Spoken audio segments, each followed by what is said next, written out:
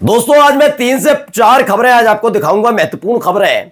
पहली खबर यह है कि अब तक तो ये मस्जिद पर चढ़कर, गुम्बद पर चढ़कर अपनी गुंडई का ऐलान किया करते थे। ये बताते थे ये कितने बड़े चिंटू हैं, ये बताते थे ये कितने बड़े लंपट हैं, ये कितने बड़े मवाली हैं। अब देखिए सीधे सीधे जब मुसलमान नाराज नहीं हो रहा, वो कह रहा चलिए जो ये गंदगी फैला रहे हैं फैलाने दीजिए, वो शांत बैठा हुआ है, तो क्या करने पर उतारू हो गए। आज आपको दिखाऊंगा, आपका खून खौल उठेगा। ये सारी हदें पार करने के लिए तैयार बैठे हैं और यकीन मानकर चलिए जो भावना आहत गैंग के इशारे पर पुलिस कार्रवाई करती है, अब वो पुलिस कार्रवाई नहीं कर रही है। पहले तो मैं वो दिखाऊंगा। दूसरी आपको बड़ी खबर ये दिखाने जा रहा हूं कि जिस सऊदी अरब में जाकर नरेंद्र मोदी साहब बड़ी बड़ी बातें हो रही थी, देखिए कैसे मुस्लिम परस्त देश कितना प्यार करते हैं, दुलार करते हैं। ये 2014 के बाद ही है कि दुनिया भर में डंका बज रहा हमारे देश का। उसी देश ने, सऊदी अरब ने एक बड़ा ऐलान किया हमारे देश के लिए, वो भी दिखाऊंगा और दिखाऊंगा क्यों अखिलेश यादव का पारा चढ़ गया एक पत्रकार पर, कैसे एक मुख्यमंत्री ने सारी हदें पार की और जब कुछ बोला वो अखिलेश यादव के निशाने पर आ गया।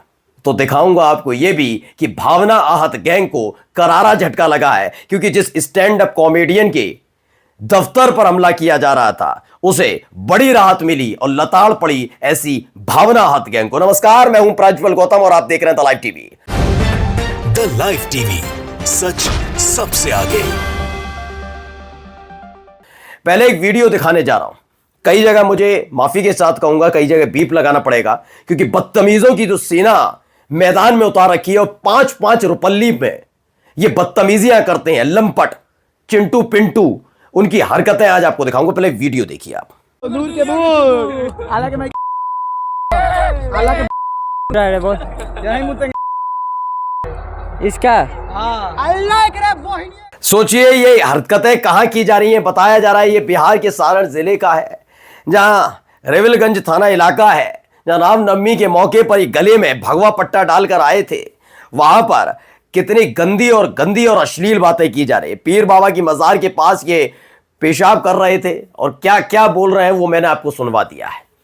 मैं ये नहीं कहता कि हर चीज की प्रतिक्रिया होनी चाहिए, लेकिन जब हद से चीजें गुजरेगी तो कौन किससे कहेगा, क्या कहेगा, कैसे कहेगा। ये बहुत कहते हैं ना कि फिल्में तो हमारे हिंदू देवी देवताओं पर बनती हैं, मुसलमानों पर बनाकर दिखाओ, जो भी बात होगी। आप देख लो तमाशा कैसे कर रहे हैं, कितनी गंदगी फैलाने का काम किया जा रहा है। और फिर उन्मादी कौन होगा, उत्पाती कौन होगा, उपद्रवी कौन होगा, पत्थरबाज कौन होगा, माहौल खराब करने वाला कौन होगा? खालिद अनवर वही हो सकते हैं। ये तो शांति दूत हैं। ये चिंटू पिंटू आशीर्वाद प्राप्त सत्ता के ये लंपट सारे के सारे 5-5 रुपल्ली के दिहाड़ी मजदूर, जिनका आगे का भविष्य पता नहीं, अनपढ़ों की जमात, इनका कुछ नहीं है लेना देना, क्योंकि इन पर सत्ता का आशीर्वाद है। ये गुंडे हैं। अब देखिए दूसरी तस्वीर आपको दिखाने जा रहा हूं। गुंडागर्दी एक जगह और हुई है, ये से भी देख लीजिए।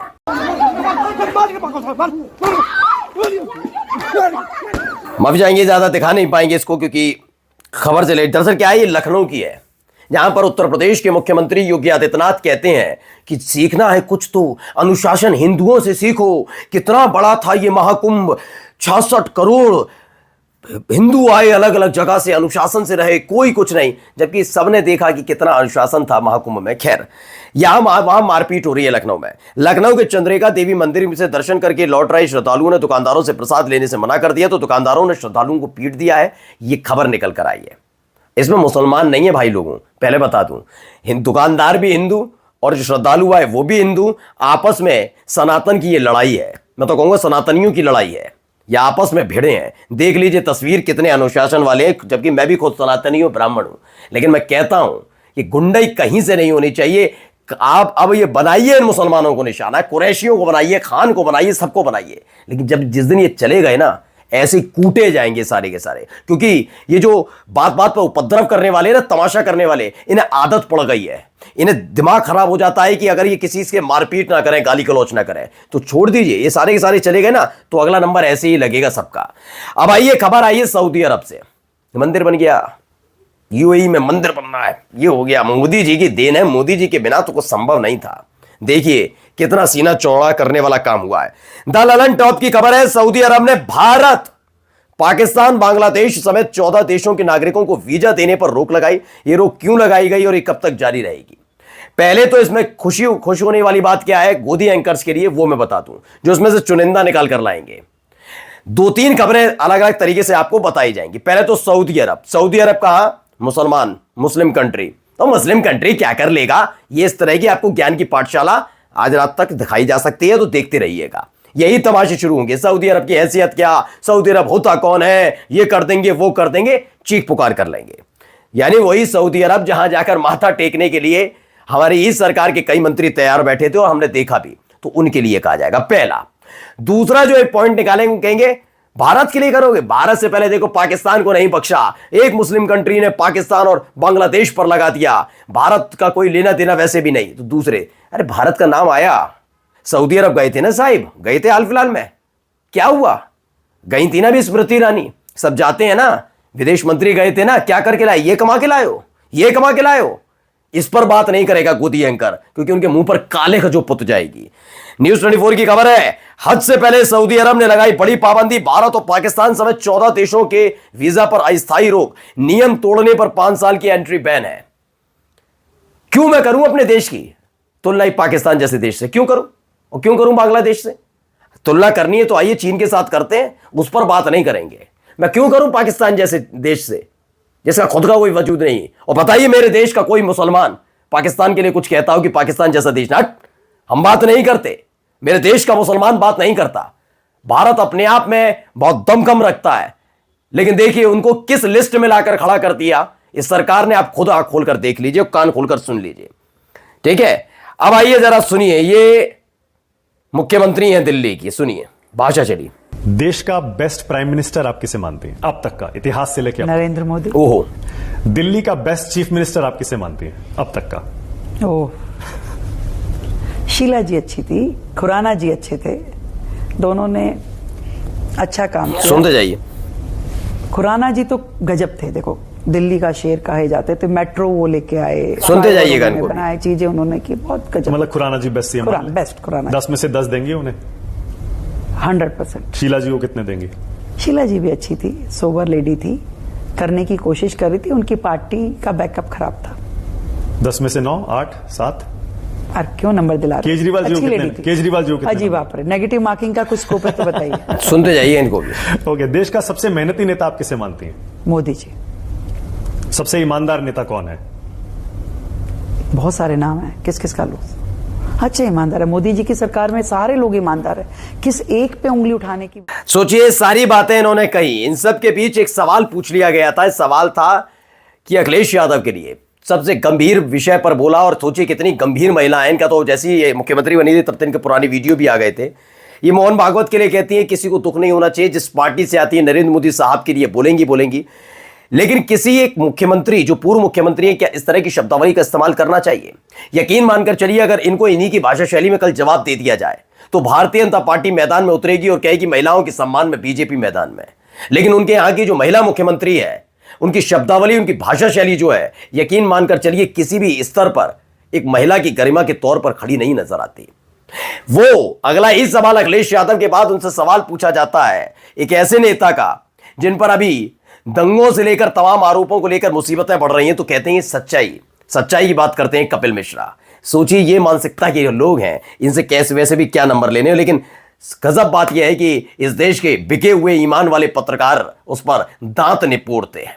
चलिए, अब इसको लेकर नाराजगी क्या है? दैनिक जागरण 24 दोनों के लिए अखिलेश यादव ने हाल ही में बयान दे दिया। उन्होंने कहा जो समाजवादी नेता हैं, समाजवादी पार्टी के ताल्लुक रखते हैं, वो बिल्कुल भी दैनिक जागरण ना पढ़े, ये इस बात की अपील की है, थोपा नहीं है।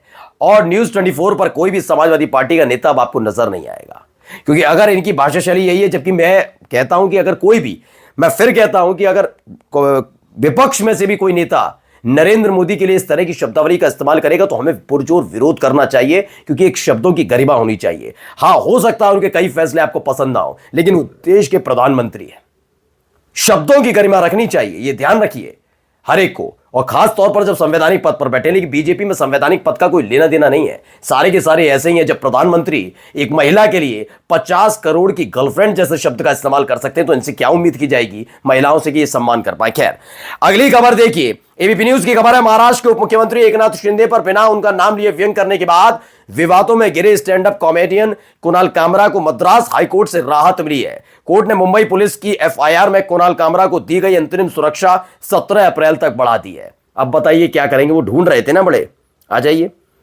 फिर कहते हैं अपनी ही सरकार में अपने ही कार्यकर्ताओं के जरिए गुंडागर्दी करवाने वाले क्या करवा पाएंगे, बताइए। अब जरा इनको सुन लीजिए क्या कह रहे हैं साहब, इनकी भी बहुत दुख पीड़ाएं हैं। में देखा गया है कि अब तो कोई बड़ा माफिया यहाँ बचा नहीं। आप सभी जानते होंगे कि पूरा प्रदेश दस्यु मुक्त, माफिया मुक्त हो चुका है, लेकिन एक नए तरह के माफिया आए हैं जो अच्छी पोजीशन पर रहते हुए गठजोड़ बनाते हैं।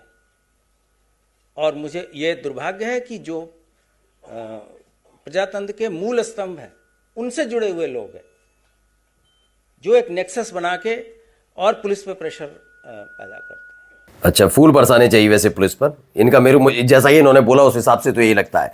अब इन सब के बीच एक खबर निकल कर आई जिसे समाजवादी पार्टी मीडिया सेल ने ट्वीट किया है। सुप्रीम कोर्ट बोला यूपी में जो हो रहा है वो गलत, इन्वेस्टिगेटिंग अफसर को कटघरे में खड़ा करो, डीजीपी 14 दिन में अपना जवाब दे। हो सकता है ये भी गठजोड़ का हिस्सा हो। सुप्रीम कोर्ट, भाई सुप्रीम कोर्ट भी तो कह रहा है, अब एक तरफ दबाव डालने की क्या बात कह रहे हैं, गठजोड़ नए तरह के माफिया खड़े हो गए हैं जो गठजोड़ बनाकर काम करते हैं, नेक्सस बनाकर काम करते हैं। ये मैं नहीं कह रहा हूं, ये उत्तर प्रदेश के डीजीपी साहब कह रहे हैं। और वही डीजीपी साहब से सुप्रीम कोर्ट ने कह दिया है कि 14 दिन में अपना जवाब दें। अब तय कर लो इनकी नजर में और कौन कौन माफिया हैं जो इनकी आलोचना कर दे, वो माफिया है। और वैसे भी अधिकारियों को इन दिनों तो उत्तर प्रदेश में खुली छूट है। योगी आदित्यनाथ जो साथ है। नमस्कार।